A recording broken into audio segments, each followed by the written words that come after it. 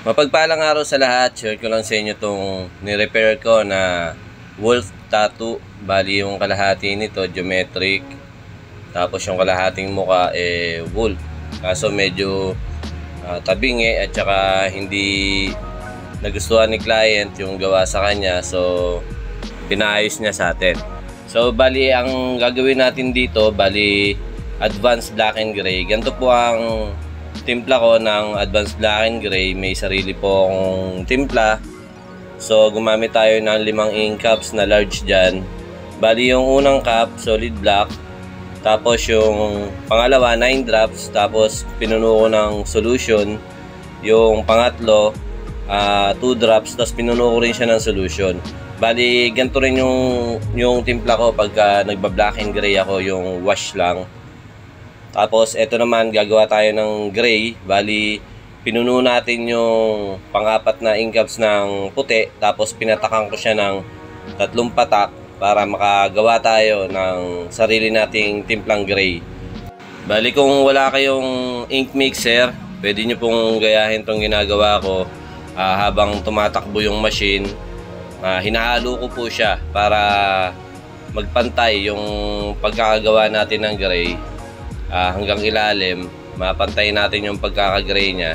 Tapos yung pang-5 cup natin, yun po yung white, yun po yung ipang-highlight natin dun sa ginagawa nating pyesa. Bali dito sa part na to, ang nakatattoo talaga dati dito is mga dahon siya kabilaan dun sa gilid ng ng pinaka wolf na tattoo niya. So sabi ko kay client, diskarte ko na kung ano yung gagawin ko sa cover up na part na to.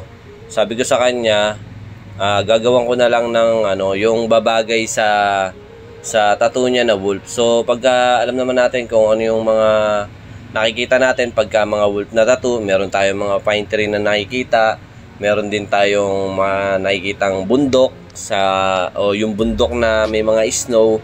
Yun po yung kadalasan na kasama ng design pagka wolf yung design na tattoo. So yun po yung ginawa natin ng paraan para makagawa tayo ng mga bundok na may snow. Tapos nilagyan natin ng mga pine tree kasi yun yung nakikita ko na mas babagay dun sa kalalabasan ng kabuuan ng pyesa. So dito inayos ko na yung mga ibang part na medyo tabingi. Ginawa na natin ng paraan, lalo na dun sa mandala part. Ayan, sa geometric pala, ginawan ko na ng paraan para maging pantay. Kasi nung una parang tabingi yung mukha ng wolf dahil nga sa pagkakagawa ng geometric hindi pantay. So parang tumabingi talaga siya. Tapos yung mga balahibo nito kasi medyo dark na talaga. So ang pinaka-solution natin dyan is mas kailangan i-dark pa natin yung pagkaka-shade natin ng mga balahibo niya. So dito medyo talaga mahirap kasi ang hirap retokihin ng mga dark na unang naitattoo na. So kailangan talaga medyo pag-aralan maigi, pag-isipan kung paano natin matatakpan ng maayos o hindi masyadong mahalata yung mga naunang tattoo niya. So yun yung ginawa natin. Tapos kailangan advance na black and gray yung gagawin natin para medyo mapalabo naman natin yung mga part na dark. Dito sa bandang ilong niya, ang ginamit naman natin dyan ay 5RL. Tapos shinade natin siya ng pointillism kasi ganun yung nakikita ko sa mga hayop, yung pinaka part ng ilong niya parang pointillism, yung mga may iksim balahibo. So madadaya natin yung part na yon gamit yung pointillism na technique. Kahit sa mga tiger, mga lion, ganun din po yung ginagawa ko, pointillism lang sa part na yan, sa part ng ilong. Tsaka sa medyo bahagya dun sa pisngi, pointillism lang din yung ginagamit ko dyan. Tapos ito na po yung sa ilong niya, medyo inayos ko rin po. Tapos pinalitaw natin yung para mga reflection, yan po yung hina-highlight ko para mas mapalabas natin yung mga detalye. So, ang mga ginamit ko nga palang needle dito dun sa power line, lalo na dun sa mga geometric, gumamit tayo ng 11RS para sa power line. Tapos gumamit tayo ng 7RL, gumamit tayo ng 5RL para yung mga detail, yung pagkakaayos ng mga detail, kasi may manipis na detail, merong makapal na detail.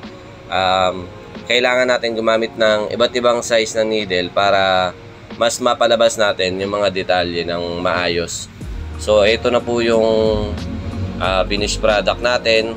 At tingin ko naman natakpan natin yung mga kailangan nating takpan natin na maayos. Yung mga gray na ginawa natin yung iba dyan medyo matapang na gray. Ang diskarte po doon, sausaw doon sa ginawa nating gray, pwede nyo isausaw sa medium wash o kaya doon sa light wash para mas tumapang siya ng konti.